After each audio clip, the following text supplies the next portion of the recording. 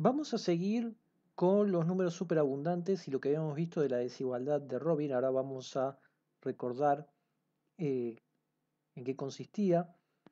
Recordemos primero la función divisor sigma n, que lo que nos daba es la suma de los divisores de un número. Si teníamos, por ejemplo, sigma de 6, entonces es 1 más 2 más 3 más 6. Es decir, en este caso, 6, 9, 10, 12. Pero en cambio, si tenemos, por ejemplo, un primo, sigma de 3 es directamente 1 más 3. En este caso es 4. Y esto es lo que va a pasar en general cuando tengamos sigma de P'. Va a ser P más 1. Y como podemos ver, si tiene más divisores, entonces este sigma va a ser más grande. En particular, lo que nos interesa a nosotros es la desigualdad de Robin, porque entre muchas proposiciones, teoremas importantes, tenemos que, si uno demuestra la desigualdad de Robin, uno demuestra la hipótesis de Riemann. Por lo tanto, vamos a la desigualdad de Robin, que es que sigma de n es menor a e a la gamma n log n, donde recordemos gamma es la constante de Euler-Mascheroni, una constante de la que ya hemos hablado antes y que no se sabe si es racional o irracional. Pero bueno, en el fondo e a la gamma es una constante y por lo tanto sigma n, que es una función en principio impredecible, oscilante, va a ser menor que e a la gamma por n log n, que es una función de la cual sabemos muchísimo más. Por ejemplo, todo esto es creciente.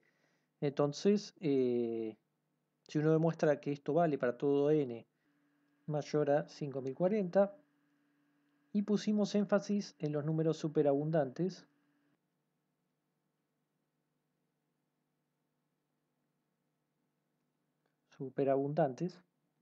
esto está relacionado con la abundancia, algo que también hablamos, que es directamente obtener cuánto es sigma n sobre n. Los números superabundantes son aquellos donde se cumple que sigma n sobre n es mayor a sigma k sobre k para n mayor a k. Es decir, que cuando yo obtengo máximos de sigma n sobre todos los anteriores. Y esto lo vimos cuando nos fijamos la abundancia, fuimos graficándola y pudimos observar cómo iban creciendo. En particular vimos un resultado relativamente reciente, si tomamos en cuenta que es el 2009, donde mostramos que existe un contraejemplo. Entonces, el primer contraejemplo tiene que ser un superabundante. Ahora vamos a ver algo parecido a esto. Porque Robin no solo demostró la desigualdad, sino otros resultados, en particular uno que, si esto es falso, entonces hay infinitos contraejemplos. Y nosotros ahora vamos a ver un resultado que es que si hay infinitos contraejemplos, entonces deben haber infinitos contraejemplos que sean superabundantes, que tengan esta característica. Entonces, Robin, tenemos esto, también tenemos, existirían, si esto no es verdadero, infinitos contraejemplos. Y nosotros lo que vamos a ver es que también existirían infinitos contraejemplos superabundantes. Entonces vamos a empezar suponiendo que existe, llamémoslo A, que es un superabundante. Vamos a poner, pertenece a ese A, diciendo que es un superabundante. y es el máximo además, el más grande.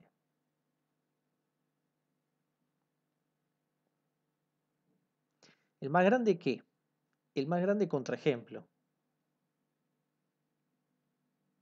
No tengo ningún problema con que existan más superabundantes, pero sí todos los superabundantes que hayan más grandes que este no son contraejemplo, por lo tanto cumplen la desigualdad de Robin.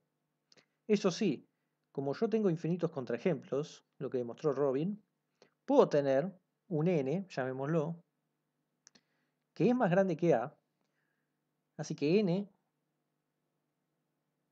es mayor a A, donde A es el último contraejemplo superabundante, n no es superabundante, pero sí es contraejemplo. En particular, voy a elegir este n que esté entre B y C, donde B y C son superabundantes. Vamos a ponerlo acá. A es el máximo contraejemplo superabundante. B es superabundante, pero no es contraejemplo. Y C es superabundante. Entonces elegí N, que es contraejemplo y no es superabundante. Y lo elegí de modo que esté entre B y C. Lo que más me importa es que es más grande que B, donde B es un superabundante, pero donde ya no es contraejemplo.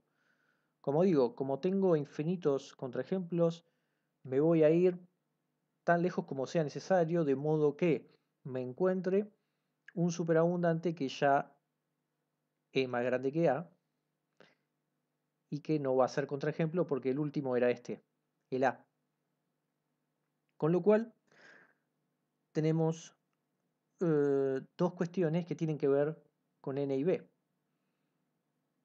Por un lado, N es más grande que B.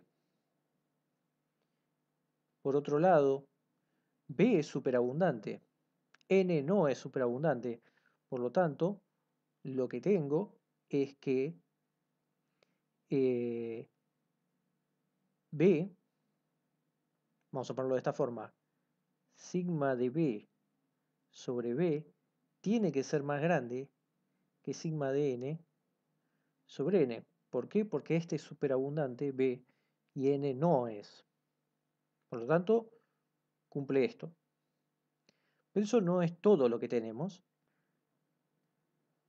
Después tenemos B es superabundante, pero no es contraejemplo. Si no es contraejemplo, cumple con la desigualdad de Robin. Entonces tenemos que se cumple con esto. En particular, voy a escribirlo distinto. Voy a poner n log n de este lado. Voy a poner sigma de B y abajo B log B menor e a la gamma. Es exactamente lo mismo, pero pasando n log n. Y acá vamos a sacar esto, lo estoy poniendo como ítems. No quiero que parezca un menos, así que voy a poner un asterisco. Entonces tenemos, por un lado, B superabundante, cumple con esto. B no es contraejemplo, cumple con esto. Y tercer ítem es que, bueno, n es mayor a B.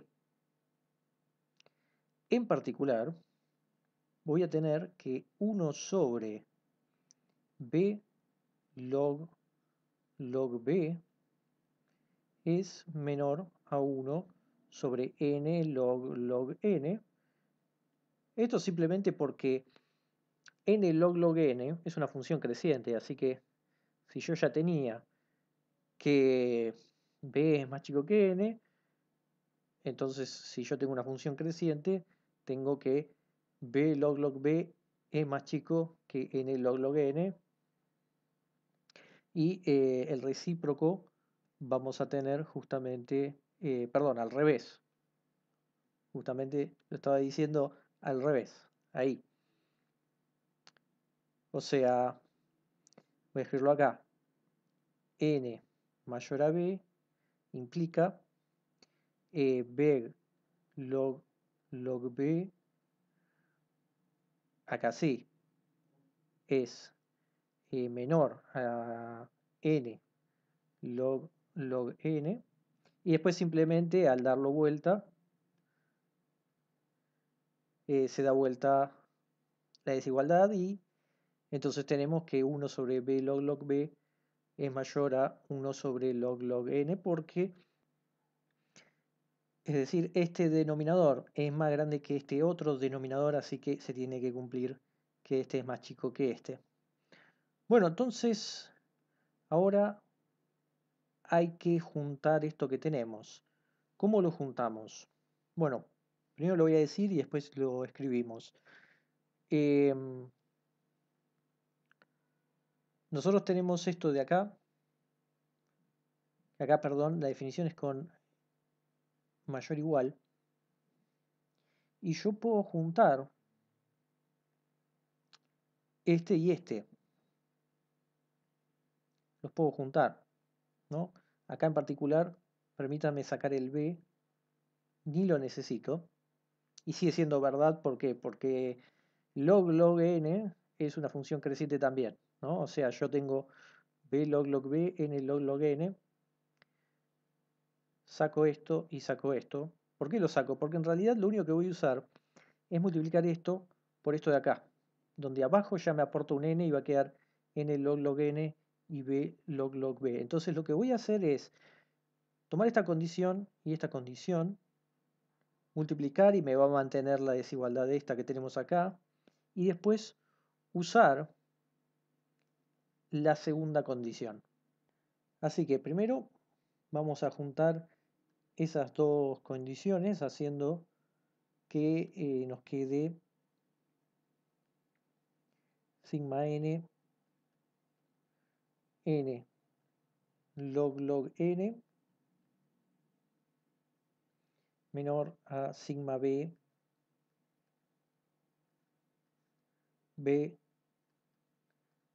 log b.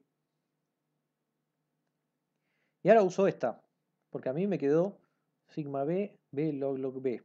Por eso era importante sacar ese b que teníamos acá, porque nos importa traer el de acá cuando multiplicamos. Y entonces este sigma b log b, según esto, es más chico que e a la gama. En particular, junto a estos dos, tengo que sigma n log n es menor a e a la gama. Y esto es un absurdo. ¿Por qué? Porque n era contraejemplo.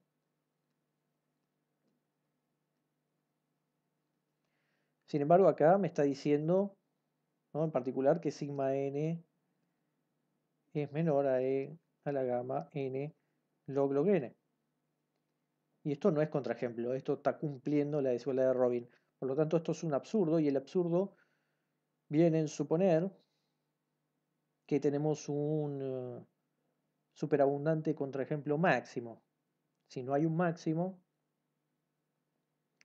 entonces uno puede progresivamente hacer este mismo argumento para darnos cuenta de que siempre vamos a tener un contraejemplo superabundante. Justamente este b es el que no puede existir. ¿Por qué? Porque es el que nos da esta cota que al final usamos. Por lo tanto, este b no puede existir, que es alguien que es superabundante, más grande que el máximo, que no es contraejemplo. Este tiene que ser contraejemplo entonces, para que no suceda eso. Haciendo entonces que no podamos tener un máximo. También alguna otra pregunta que se puede hacer es: ¿este n por qué existe? Podría no existir este n y listo, pero en realidad este n existe porque estoy usando lo que demostró Robin, que hay infinitos contraejemplos. Eso lo que me está diciendo es: yo un contraejemplo tengo, en particular estoy poniendo el énfasis en si es superabundante o no, pero alguien hay, por eso tomé este n. Si este n no existe, entonces es porque son todos superabundantes, y si no, es porque no hay infinitos contraejemplos. Pero bueno, estamos usando eso y por eso estamos seguros que esto va a ocurrir. Así que así nos queda la demostración de por qué hay infinitos contraejemplos superabundantes si existen contraejemplos, ¿no? Que eso es siempre lo que estamos tomando en cuenta desde el principio. Eso es muy importante.